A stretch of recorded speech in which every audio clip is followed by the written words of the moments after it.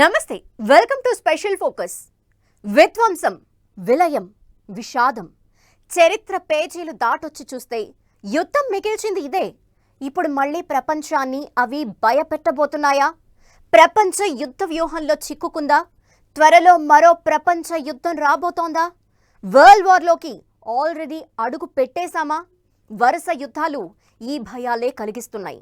Iran Israel మధ్య ఉద్రిక్తతలో రగులుతున్న middle east ప్రపంచ యుద్ధానికి మరింత ఆజ్యం పోస్తోంది.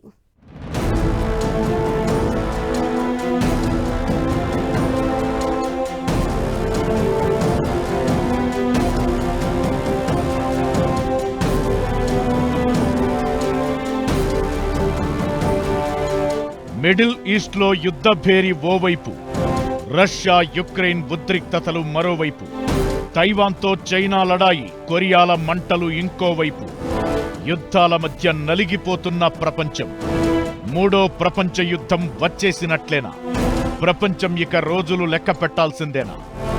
రక్తరహిత యుద్ధమే రాజకీయాలు, రక్తసిక్త రాజకీయాలే యుద్ధం. బయటికి కనిపించని రాజకీయం యుద్ధానికి దారితీస్తుంటే ఓ యుద్ధం ప్రపంచ రాజకీయాలను మారుస్తోంది. ఇప్పుడు ప్రపంచమంతా యుద్ధంలో మునిగింది. ప్రపంచ యుద్ధం భయాలను క్రియేట్ చేస్తోంది. వరల్డ్ వైడ్ గా ఇప్పుడు యుద్ధ మేఘాలు అలుముకుంటున్నాయి. ఓవైపు రష్యా యుక్రెయిన్ బాంబుల మోత మోగించుకుంటూ ఏళ్లు గడిపేస్తున్నాయి. ఇప్పుడు మిడిల్ ఈస్ట్ లోనూ అదే కనిపిస్తోంది. ఏడాది కింద మొదలైన యుద్ధం 3 సంస్థలు 6 దేశాలను చుట్టుకుంది. రక్తపాతం సృష్టిస్తోంది. ఇజ్రాయెల్తో పాలస్తీనా, లెబనాన్, సిరియా, ఇరాన్ మధ్య నెలకొన్న యుద్ధంతో ఎప్పుడు ఎవరి మీద దాడి చేస్తారో అర్థం కాని పరిస్థితి. మరోవైపు ఇందులో అమెరికా ఎప్పుడు జోక్యం చేసుకుంటుందో, అది మూడో ప్రపంచ యుద్ధంగా ఎప్పుడు మారుతుందో అని ప్రతి ఒక్కరూ ఆందోళన చెందుతున్నారు. ఇజ్రాయెల్ మీద ఇరాన్ క్షిపణి దాడులకు దిగింది. తప్పు చేశారు, భారీ మూల్యం చెల్లించుకుంటారని వార్నింగ్ ఇచ్చిన ఇజ్రాయెల్ ఇప్పుడు ఇరాన్ మీద యుద్ధానికి సిద్ధమైంది. అనండి చాలు, లేపేస్తామని ఓ లిస్ట్ను ఇజ్రాయెల్ ప్రధాని నెతన్యాహు ముందు పెట్టింది ఆ దేశ సైన్యం. సైన్యం ఇచ్చింది కేవలం జాబితా కాదు, మారణహోమానికి అది భవిష్యవాణి అనే భయాలు ప్రపంచాన్ని వెంటాడుతున్నాయి. చివరి నిమిషంలో ఏమైనా మార్పులు ఉంటే తప్ప ఏమాత్రం వెనక్కు తగ్గడానికి నెతన్యాహు టీం అస్సలు సిద్ధంగా లేదు. ఇజ్రాయెల్ దళాలు కూడా దాడి చేయడానికి దూకుడు మీద కనిపిస్తున్నాయి. అన్నీ అనుకూలిస్తే అమెరికా అధ్యక్ష ఎన్నికలు జరిగే నవంబర్ 5 లోపే అటాక్ చేయాలన్నది ఇజ్రాయెల్ ప్లాన్. 2 నుంచి 3 వారాల్లోపే ఇజ్రాయెల్ తమ ప్లాన్ను అమలు చేయబోతోందన్నది క్లియర్. మరి ఈ దాడి జరిగితే మూడో ప్రపంచ యుద్ధానికి దారితీస్తుందా? ఇప్పటికే మిగిలిన దేశాలు రెడీ అవుతున్నాయా అనే భయాలు ప్రపంచాన్ని వెంటాడుతున్నాయి. తమ దేశం మీద డ్రోన్లతో దాడి చేయడాన్ని ఇజ్రాయెల్ చాలా సీరియస్ గా తీసుకుంది. ఇరాన్ టార్గెట్ గా స్కెచ్ రెడీ చేసింది. ఇరాన్ లో వేటిని టార్గెట్ చేయాలనే దానిపై ఇజ్రాయెల్ సైన్యం బ్లూ ప్రింట్ రెడీ చేసింది. ప్రధాని నెతన్యాహుతో పాటు డిఫెన్స్ మినిస్టర్ కు ఇచ్చింది. సో టార్గెట్స్ దాదాపు ఫిక్స్ అయినట్లే. ప్రభుత్వం ఎప్పుడు దాడి చేయమంటే అప్పుడు అటాక్ మొదలు పెట్టడమేననేది అర్థమవుతోంది. ఇరాన్లో ఎక్కడెక్కడ దాడి చేస్తామన్న దానిపై ఇప్పటికే అగ్రరాజ్యానికి ఇజ్రాయెల్ బ్రీఫింగ్ ఇచ్చిందని సమాచారం. దేశ పరిస్థితుల దృష్ట్యా కొన్ని వివరాల గురించి చెప్పకపోయినా ఆల్మోస్ట్ అమెరికాతో కీలకమైన సమాచారాన్ని షేర్ చేసుకున్నట్టే. కాకపోతే లాస్ట్ మినిట్ లో టార్గెట్స్ మార్చే అవకాశం లేకపోలేదు. ఇజ్రాయెల్ స్కెచ్ ను పసిగట్టినట్టే ఉంది ఇరాన్. తమ జోలికొస్తే తడాకా చూపిస్తామని క్లియర్ కట్ గా చెబుతోంది. అందుకే అయితే ఈ యుద్ధం మూడో ప్రపంచ యుద్ధానికి దారి తీయడం ఖాయం. మిడిల్ ఈస్ట్ లో రేగిన మంటలకు మరో ఘటన ఆజ్యం పోసింది. ఇజ్రాయెల్ ప్రధాని నెతన్యాహు ఇంటివైపు డ్రోన్ దూసుకొచ్చింది. సిజేరియాలోని ఆయన నివాసం లక్ష్యంగా ఈ దాడి జరిగింది. హెజ్బుల్లా కేంద్రమైన లెబనాన్ నుంచి డ్రోన్లు దూసుకొచ్చినట్లు ఇజ్రాయెల్ దళాలు ప్రకటించాయి. ప్రధానిని టార్గెట్ చేయడంతో ఇజ్రాయెల్ రగిలిపోతోంది. మరింత దూకుడు చూపించే అవకాశముంది. ఇరాన్ మీద ఇజ్రాయెల్ యుద్ధానికి దిగితే ఈ దాడులు అరబ్ దేశాలు, అమెరికాకు విస్తరించే అవకాశం ఉంటుంది. ఇప్పటికే ఇజ్రాయెల్ కోసం అమెరికా రంగంలోకి దిగింది. ఐరన్ డోమ్లను దాటుకుని వచ్చిన డ్రోన్లు ఇజ్రాయెల్ సైన్యంపై దాడి చేసిన క్షణమే తమ దేశం నుంచి శత్రు దుర్భేద్యమైన థర్డ్ రక్షణ వ్యవస్థను పంపించింది. అటు హౌతీలు టార్గెట్ గా వైమానిక దాడులకు దిగుతోంది. అంటే ఇజ్రాయెల్ కోసం అమెరికా డైరెక్ట్ గా రంగంలోకి దిగినట్లే. ఇలాంటి సమయంలో యుద్ధం మొదలైతే ఆ హింస, ఆ ఎఫెక్ట్ ఊహించడానికి కూడా భయంకరంగా ఉంటుందనడంలో ఎలాంటి అనుమానం లేదు. ఇజ్రాయెల్ యుద్ధానికి సిద్ధమవుతున్న వేళ ఇరాన్ కూడా రెడీ అవుతోంది. దౌత్యపరంగా, సైనిక పరంగా ఆన్సర్ చెప్పాలని ఫిక్స్ అయింది. ప్రస్తుతం ఇజ్రాయెల్ వైపు అమెరికా, ఇరాన్ వైపు రష్యా, చైనా ఉన్నాయి. ఇరాన్ మీద ఇజ్రాయెల్ దాడికి దిగి యుద్ధం మొదలైతే ప్రపంచం రెండుగా విడిపోవడానికి పెద్దగా సమయం పట్టే అవకాశం లేదు. అదే జరిగితే మూడో ప్రపంచ యుద్ధం వచ్చేసినట్లే. ఈ ఆలోచన ఇప్పుడు ప్రతి ఒక్కరిని భయపెడుతోంది. ఇజ్రాయెల్ కు అండగా అమెరికా ఇప్పటికే రంగంలోకి దిగగా యుద్ధమంటూ మొదలైతే ఫ్రాన్స్, బ్రిటన్, అరబ్ దేశాలైన Jordan, Saudi Arabia, UAE support ఇచ్చే ఛాన్స్ ఉంది. ఇక ఇరాన్ వైపు రష్యా, చైనాతో పాటు యాక్సిస్ ఆఫ్ రెసిస్టెన్స్ అంటే ఇరాన్, హెజ్బుల్లా, సిరియా, ఇరాకీ గ్రూపులు, యెమెన్ హౌతీలు, పాలస్తీనా గ్రూపులతో పాటు హమాస్ అండగా ఉన్నాయి. ఇరాన్ మీద ఇజ్రాయెల్ దాడులకు దిగి యుద్ధం ముదిరితే ఈ దేశాలు, సంస్థలు రంగంలోకి దిగే ఛాన్స్ ఉంటుంది. అదే జరిగితే ఒక దేశం నుంచి మరో దేశం యుద్ధం విస్తరించడానికి పెద్ద సమయం పట్టదు. మూడో ప్రపంచ యుద్ధం రాక తప్పదు.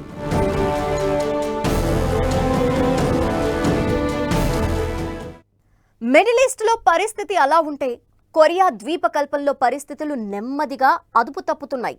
నార్త్ కొరియా చీఫ్ కిమ్ చేస్తున్న పనులు ప్రపంచ యుద్ధం భయాల్ని మరింత పెంచుతున్నాయి. ఇంతకీ కొరియాల మధ్య ఏం జరుగుతోంది? కిమ్ జాంగ్ ఎలాంటి కవ్వింపు చర్యలకు దిగుతున్నాడు? కొరియాల మధ్య యుద్ధం మొదలైతే ప్రపంచం మీద ఎలాంటి ప్రభావం చూపించబోతోంది?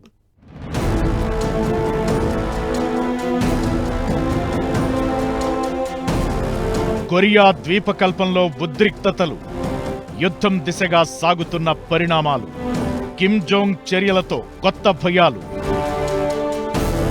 కొరియా ద్వీపకల్పంలోని ఉత్తర కొరియా, దక్షిణ కొరియా మధ్య పచ్చగడ్డి వేస్తే భగ్గుమనే పరిస్థితులు కనిపిస్తున్నాయి. రష్యా మద్దతుతో ఉత్తర కొరియా, అమెరికా అండదండలతో దక్షిణ కొరియా ఎవరికి వారు తగ్గేదలే అంటున్నారు. ఇప్పుడు ఈ కొరియాల మధ్య యుద్ధ వాతావరణం నెలకొంది. రాజధాని ప్యాంగాంగ్ పైకి దక్షిణ కొరియా డ్రోన్లను పంపుతోందని ఉత్తర కొరియా ఫైర్ అవుతోంది. వీటిలో లేఖలు ఉన్నాయని చెబుతోంది. ఉత్తర కొరియా నియంత కిమ్ జోంగ్ మరింత ఆందోళన కలిగించే చర్యలు చేపడుతున్నారు. కిమ్ సైన్యంలో కేవలం వారం రోజుల్లోనే 14 లక్షల మంది యువత చేరడం కొరియా ద్వీపకల్పంలో ఉద్రిక్తతలను మరింత పెంచింది. రెండు దేశాల మధ్య దాడులు మరింత పెరిగే అవకాశమున్నట్టు తెలుస్తోంది. ఉత్తర కొరియాలో కొత్తగా సైన్యంలో చేరిన వారిలో లక్షలాది మంది విద్యార్థులు, యూత్ లీగ్ అధికారులు ఉన్నారు. కాగా నిర్బంధ సర్వీసు పూర్తి చేసుకుని వచ్చిన వారు తిరిగి సైన్యంలో చేరారని తెలుస్తోంది. 2 రోజుల్లోనే 10 లక్షల మంది యువకులు సైన్యంలో చేరినట్లుగా ఉత్తర కొరియా ప్రభుత్వం చెబుతోంది. విప్లవం, ఆయుధాలతో శత్రువును నాశనం చేసే పవిత్ర యుద్ధంలో పోరాడాలని యువకులు డిసైడ్ అయ్యారని, యుద్ధం జరిగితే ప్రపంచ పటం నుంచి దక్షిణ కొరియా తుడిచిపెట్టుకుపోతుందని, దాని ఉనికిని అంతం చేసేందుకు సిద్ధంగా ఉన్నామని ఉత్తర కొరియా సర్కార్ డెడ్లీ వార్నింగ్ ఇస్తోంది. అంతేకాదు, 2 కొరియాలను కలిపే రోడ్లను, రైల్వే లైన్లను కిమ్ ప్రభుత్వం బాంబులతో పేల్చి నాశనం చేసింది. దక్షిణ కొరియాను శత్రు దేశంగా ప్రకటిస్తూ రాజ్యాంగ సవరణ కూడా చేసిన కిమ్ సర్కార్ ఇక యుద్ధమే అని పరోక్షంగా సంకేతాలు పంపింది. దక్షిణ కొరియాపై ఉత్తర కొరియా వరుసగా చెత్త దాడికి దిగుతోంది. చెత్త విసర్జకాలతో ఉన్న మూటలతో కూడిన బెలూన్లను సరిహద్దు వెంట ఎగురవేసి దక్షిణ కొరియా గగనతలంలోకి పంపుతోంది. జూన్ 1 నుంచి ఇప్పటి వరకు 6,000కు పైగా చెత్త బెలూన్లను ఉత్తర కొరియా వదిలినట్లు అంచనా. ఈ బుడగలకు జీపీఎస్ పరికరాలు అమర్చి పంపినట్టు తేలింది. అప్పట్నుంచి 2 దేశాల మధ్య ఉద్రిక్తతలు మరింత పెరిగాయి. మిడిల్ ఈస్ట్ లో హమాస్ చేసిన పనే ఉత్తర కొరియా చేస్తుందా అనే భయాలు ప్రతి ఒక్కరిని వెంటాడుతున్నాయి. గతేడాది అక్టోబర్ 7న ఇజ్రాయెల్ మీద హమాస్ దాడులకు దిగింది. అప్పుడు మొదలైన యుద్ధం 6 దేశాలకు పాకింది. ఇప్పుడు కొరియా కూడా హమాస్లా దక్షిణ కొరియా మీద సర్ప్రైజ్ అటాక్ చేస్తే పరిస్థితేంటి అనే ఆలోచనే ప్రపంచాన్ని వణికిస్తోంది. ఇక అటు సరిహద్దుల్లో రోడ్లు ధ్వంసం చేసిన ఉత్తర కొరియాకు దక్షిణ కొరియా సైన్యం కౌంటర్ ఇచ్చినట్టుగా తెలుస్తోంది. సైన్యం సరిహద్దు దగ్గర హెచ్చరిక కాల్పులు జరిపినట్లు సమాచారం. తమ దేశ జనాల భద్రతకు ప్రమాదం జరిగితే ఉత్తర కొరియాను తీవ్రంగా శిక్షిస్తామని హెచ్చరించింది. నిజమైతే కొరియా ద్వీపకల్పం ప్రమాదంలో పడినట్లే. ఒకప్పుడు కొరియాగానే ఉండే దేశం తరువాత 2 భాగాలుగా విడిపోయింది. ఉత్తర కొరియా నియంత పాలనలో ఉండగా దక్షిణ కొరియా ప్రజాస్వామ్యంలోకి వెళ్ళింది. ఇప్పుడు ఈ వివాదాలతో మరోసారి కొరియాల మధ్య యుద్ధ వాతావరణం ఏర్పడుతోంది. ఇప్పటికే ఒకవైపు రష్యా యుక్రెయిన్ యుద్ధం, మరోవైపు ఇజ్రాయెల్ ఇరాన్ ఉద్రిక్తతలు కొనసాగుతున్నాయి. ఇప్పుడు కొరియాలోనూ యుద్ధం ముంచుకొచ్చే పరిస్థితులు కనిపిస్తుండడం ఆందోళనకరంగా మారింది. ఉత్తర కొరియాకు చైనా రష్యాతో సంబంధాలు ఉండటం, దక్షిణ కొరియాకు అమెరికా మద్దతు ఉండటంతో ఇరు కొరియా దేశాల మధ్య యుద్ధం తలెత్తితే పర్యవసానాలు తీవ్రంగా ఉండే ప్రమాదముంది. ప్రపంచంలో 3 ప్రాంతాల్లో సాగుతున్న యుద్ధాలు మూడో ప్రపంచ యుద్ధానికి దారితీస్తాయా అన్న ఆందోళన వ్యక్తమవుతోంది.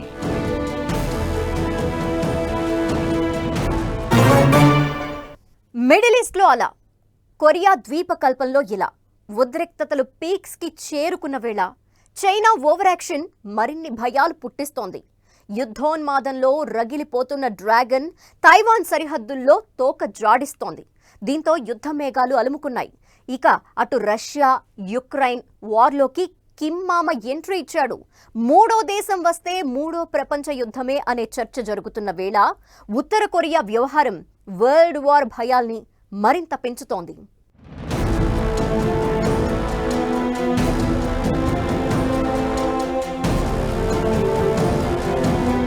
చైనా తైవాన్ మధ్య యుద్ధ మేఘాలు, తైవాన్ సరిహద్దుల్లో చైనా విన్యాసాలు, రష్యా యుక్రెయిన్ వార్లోకి Kim entry. Russia Ukraine war ఏ మలుపు తిరగబోతోంది? యుద్ధోన్మాదంతో రగిలిపోతున్న చైనా దరిద్రపు వేషాలు వేస్తోంది. మిత్రదేశాల పేరుతో అందరినీ వార్ వైపు ఎగదోస్తూ ప్రపంచాన్ని ప్రమాదంలోకి నెడుతోంది. ఇక పసికూన తైవాన్ను మరోసారి టార్గెట్ చేసింది. దీంతో చైనా తైవాన్ మధ్య మళ్లీ ఉద్రిక్తతలు మొదలయ్యాయి. తైవాన్ సరిహద్దుల్లోకి చైనా సైన్యం చొరబడేందుకు ప్రయత్నించింది. తైవాన్ చుట్టూ అక్టోబర్ 14న చైనా భారీ సైనిక విన్యాసాలు నిర్వహించింది. ఇందులో యుద్ధ నౌకలు, ఫైటర్ జెట్లు పాల్గొన్నాయి. వీటిలో 25 విమానాలు, 7 నేవీ నౌకలు, మరో 4 నౌకలను గుర్తించినట్లు తైవాన్ తెలిపింది. చైనా గతంలోనూ తైవాన్ చుట్టూ సైనిక విన్యాసాలు చేసి ద్వీపంపై తమ నియంత్రణను ప్రకటించింది. తైవాన్ తీరంలో చైనా తాజా విన్యాసాలు 2 ప్రభుత్వాల మధ్య ఉద్రిక్తతలను మరింత పెంచాయి. తైవాన్ ద్వీపం చుట్టూ 9 ప్రదేశాల్లో ఈ విన్యాసాలు జరిగాయి. తైవాన్ ప్రత్యేక దేశం కాదని, తమలో ఓ భాగమంటూ చైనా ఎప్పట్నుంచో ఓవర్ యాక్షన్ చేస్తోంది. అయితే తైవాన్ మాత్రం తగ్గేదలే అంటోంది. తైవాన్ ఎప్పటికీ ఒక స్వతంత్ర దేశంగానే ఉంటుందని, ఎవరికీ తల వంచేది లేదని ఆ దేశ అధ్యక్షుడు తెగేసి చెబుతున్నారు. తైవాన్ నూతన అధ్యక్షునిగా లాయి చింగ్తే ప్రమాణ స్వీకారం చేసినప్పుడే చైనాతో పోరాటం చేసేందుకు రెడీ అని సవాల్ విసిరారు. అప్పట్నుంచి తైవాన్పై చైనా రగిలిపోతోంది. రెండో ప్రపంచ యుద్ధానికి ముందు తైవాన్ మహాదేవి జపాన్ పాలనలో ఉండేది. ఆ తరువాత చైనా ఆధీనంలోకి వచ్చింది. ఆ తరువాత జరిగిన పరిణామాలతో ప్రత్యేక దేశంగా మారింది. అయితే ఎప్పటికైనా తైవాన్ని స్వాధీనం చేసుకుంటామని కమ్యూనిస్టు పార్టీ నాయకులు వార్నింగ్ ఇస్తున్నారు. ఈ ఏడాది మేలో తైవాన్ కొత్త అధ్యక్షుడిగా ప్రమాణ స్వీకారం చేసిన లాచింగ్ చైనాకు వ్యతిరేకంగా వ్యవహరించడంతో పరిస్థితులు సీరియస్ గా మారాయి. యుద్ధం జరిగే పరిస్థితులు కనిపిస్తున్నాయి. తైవాన్కు అమెరికా మద్దతుగా ఉంది. దీంతో పరిస్థితి దేనికి దారి తీస్తుందోననే భయాలు కనిపిస్తున్నాయి. ఇకటు జపాన్కు చైనా దూకుడు కంగారు పుట్టిస్తోంది. చైనా తైవాన్ వ్యవహారం ఇలా టెన్షన్ పెడుతుంటే రష్యా యుక్రెయిన్ యుద్ధంలోకి ఉత్తర కొరియా నియంత కిమ్ ఎంట్రీ మరింత టెన్షన్ పెడుతోంది. రష్యాతో తమ యుద్ధంలోకి మూడో వ్యక్తి ప్రవేశిస్తే ప్రపంచ యుద్ధమేని యుక్రెయిన్ అధ్యక్షుడు జెలెన్స్కీ గతంలో ప్రకటించారు. అయితే ఇప్పుడు ఉత్తర కొరియా రావడంతో ఏం జరగబోతోందనే భయాలు కనిపిస్తున్నాయి. 10,000 మంది ఉత్తర కొరియా సైనికులు రష్యాలో ల్యాండ్ అయినట్లు ప్రచారం జరుగుతోంది. రష్యా యుద్ధ నౌకల ద్వారా 1,500 మందితో ఉత్తర కొరియా ప్రత్యేక బలగాలు రష్యాలోని వ్లాదివోస్తాక్ రేవు నగరాన్ని చేరుకున్నాయని దక్షిణ కొరియా నిఘా సంస్థ తెలిపింది. త్వరలో మరిన్ని బలగాలు అక్కడికి వెళతాయని తెలిపింది. ఉత్తర కొరియా రేవు దగ్గర రష్యా యుద్ధ నౌకల కదలికలకు సంబంధించి ఉపగ్రహ చిత్రాలను బయటపెట్టింది. 12,000 బలగాలను రష్యాకు పంపాలని ఉత్తర కొరియా నిర్ణయించినట్టు తెలిపింది. మూడో వ్యక్తి వస్తే ఆ ముప్పు ఊహించడానికి కూడా భయంకరంగా ఉంటుందనే వార్నింగ్స్ అటు రష్యా ఇటు యుక్రెయిన్ నుంచి వినిపిస్తున్నాయి. అలాంటిది ఈ యుద్ధంలోకి ఉత్తర కొరియా ఎంట్రీ ఇస్తే యుద్ధ పరిణామాలే మారిపోయే అవకాశం ఉంటుంది. 2 దేశాల మధ్య యుద్ధం మరింత ముదిరే ఛాన్స్ ఉంది. యుక్రెయిన్ కు మద్దతుగా అమెరికా డైరెక్ట్ ఎంట్రీ ఇవ్వడం ఖాయం. అదే జరిగితే ఇది ప్రపంచ యుద్ధానికి దారితీస్తుందనే భయాలు కనిపిస్తున్నాయి. 3 యుద్ధాలు మూడో ప్రపంచ యుద్ధానికి దారి తీయబోతున్నాయా అనే భయమే ఇప్పుడు ప్రతి ఒక్కరిని భయపెడుతోంది. ఇంతకీ వరల్డ్ వార్కు ప్రపంచం ఎంత దూరంలో ఉంది? మూడో ప్రపంచ యుద్ధం మొదలైతే ఏ దేశాలు అందులో భాగం కాబోతున్నాయి? ఆ యుద్ధం ప్రపంచంపై ఎంత ప్రభావం చూపించే ఛాన్స్ ఉంది?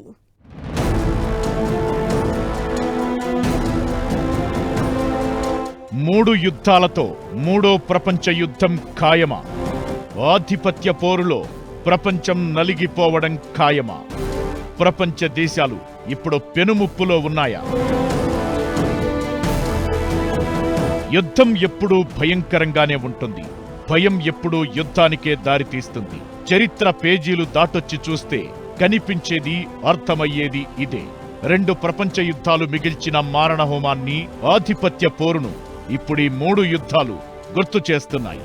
ఓవైపు ఇరాన్ ఇజ్రాయెల్, మరోవైపు కొరియాల యుద్ధం, ఇంకోవైపు China Taiwan Russia Ukraine war.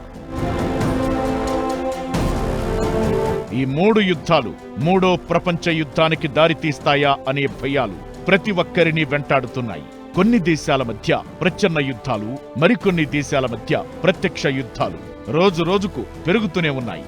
కొన్నేళ్ల నుంచి జరుగుతున్న ఈ యుద్ధాలు కాస్త మూడో ప్రపంచ యుద్ధంగా మారితే ప్రపంచంలోనే శక్తివంతమైన రష్యా, అమెరికా, చైనా లాంటి దేశాలు ఆ యుద్ధంలోకి దిగితే అప్పుడు ప్రపంచం పరిస్థితి ఏంటి అనే ఆలోచనే వెన్నులో వణుకు పుట్టిస్తోంది. భారతదేశము దౌత్యపరంగా, ఆర్థికంగా, రాజకీయంగా, శాస్త్ర సాంకేతిక రంగాల పరంగా తన యొక్క అభివృద్ధిని ఇవాళ ప్రపంచ శాంతి తీసుకురావడానికి కూడా చాలా బాగా వాడి ఒక మంచి నాయకత్వం ఇవ్వాల్సిన సమయం ఆసన్నమైనది. 2 ప్రపంచ యుద్ధాలు వేరు. ఇప్పుడు ప్రపంచ యుద్ధం వస్తే పరిస్థితి వేరు. వార్ అంటూ జరిగితే బతుకుతో యుద్ధం చెయ్యాలి. భూమి భవిష్యత్ కోసం యుద్ధం చెయ్యాల్సిన పరిస్థితి వస్తుంది. ప్రపంచ యుద్ధం మిగిల్చే విధ్వంసాన్ని భరించడం ఈజీ కాదు. మొదటి ప్రపంచ యుద్ధంలో 4 కోట్ల మంది పౌరులు, సైనికులు చనిపోయారు. రెండో ప్రపంచ యుద్ధంలో దాదాపు 6 కోట్ల మంది ప్రాణాలు కోల్పోయారు.